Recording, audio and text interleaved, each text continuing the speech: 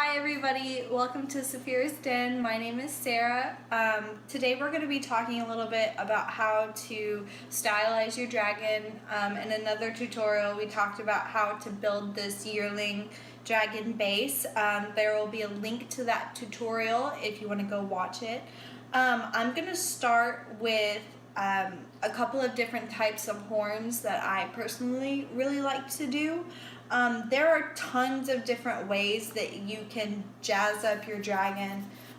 Really play with it, make it your own, find your signature. For example, my signature is these little scales underneath the eye. So that's kind of my I don't know any other word but signature. But today we're going to be doing two horns on the eyes to cover up the that little gap under there.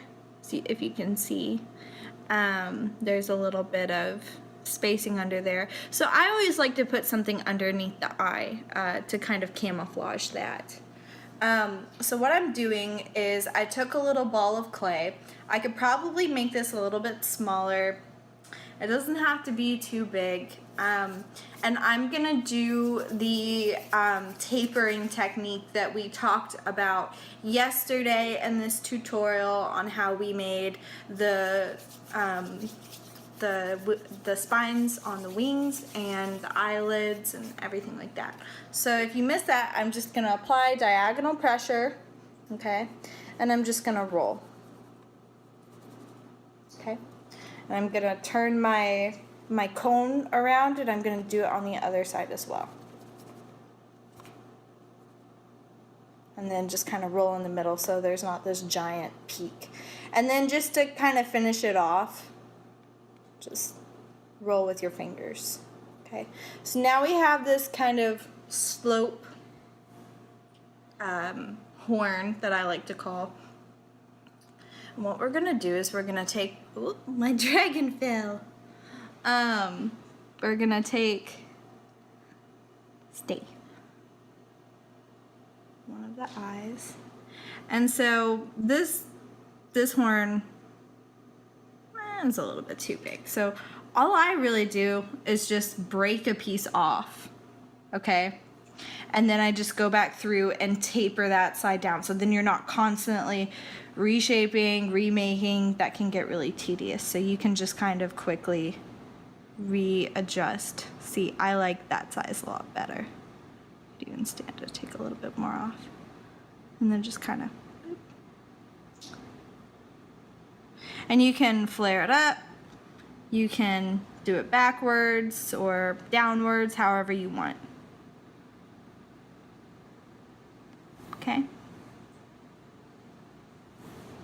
Now, we're gonna do the same thing on the bottom of the eye. So I'm gonna go on and get my horn rolled out and ready, and then I'll show you how to do it underneath the eye. Okay, so I have my lower eye horn rolled out. I decided to go a little bit thinner with it just because I don't want it so big it's overlapping his entire face. So I'm just gonna attach it like we did with the eyelid. Attach those pieces together and then just kind of follow his eyelid, and then I like to attach those together and then point them in different directions. Okay, so I went ahead and did the eye horns on the other side, just to go on and get those done. So this is one way that you can customize your design. Another way you can is by adding top horns. So what I'm gonna do is take two little balls of clay and I'm just gonna taper one side instead of both. So I'm just gonna roll into a little cone shape, and however tall you want your horns is completely up to you. You want them about the same size. So these are my two little horns, and then what I'm gonna do so that they stick really nicely on the dragon's head. Our X-Acto knives are different. Is just cut off the bottom of the horn where there's still that kind of curved shape.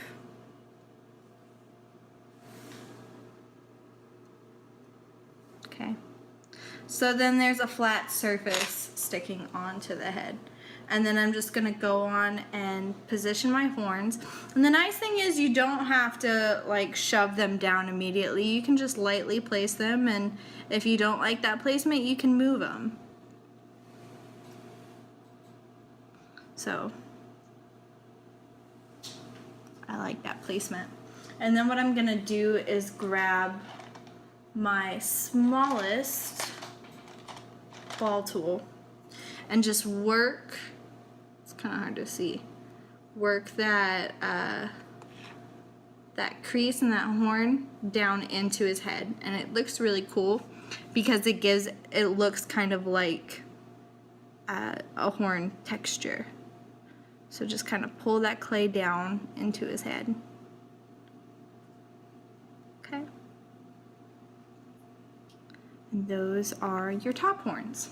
So we have our top horns done. You can do one or the other, however you want to do it. Another option of customizing is to add a rhinestone or a bead or something. I have these little stick-on rhinestones that I'm going to be using. I like these a lot because they're not nearly as expensive as the main crystal distributor, but they bake really well and they look really nice. So I'm just going to take this crystal, make sure it doesn't really have a sticky back because that will melt in the oven. And I'm just going to place it on top of his little nose. You can put it on his belly, on his back, on his tail, wherever. And then all you got to do is just press it in. Okay, so the last option for customizing I'm going to show you is to put little paws on him. I have 2 balls of clay here, and I'm just going to smush them with my finger. I'm going to make one side a lot thinner than the other, so then it kind of curves around his body.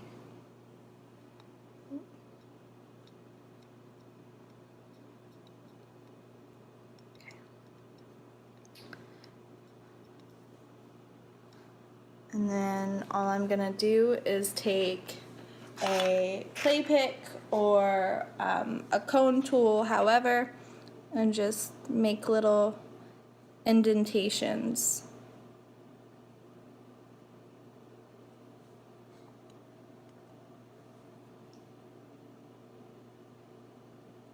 Okay.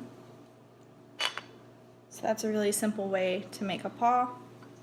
And then it's really hard to see, but you've just got to kind of like tuck it in there. And if it's too long or anything, you can just kind of smush the clay back a little bit and make it look a little bit shorter. So I'm just gonna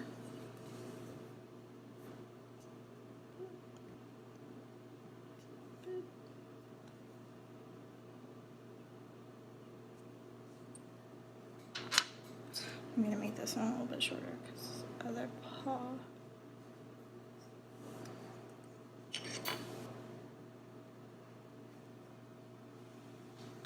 Just kind of tuck it back there under the wing. There you go. And those are a couple different ways to customize your dragon to make it look like a dragon. The really thing that I love about this design is the sky's the limit.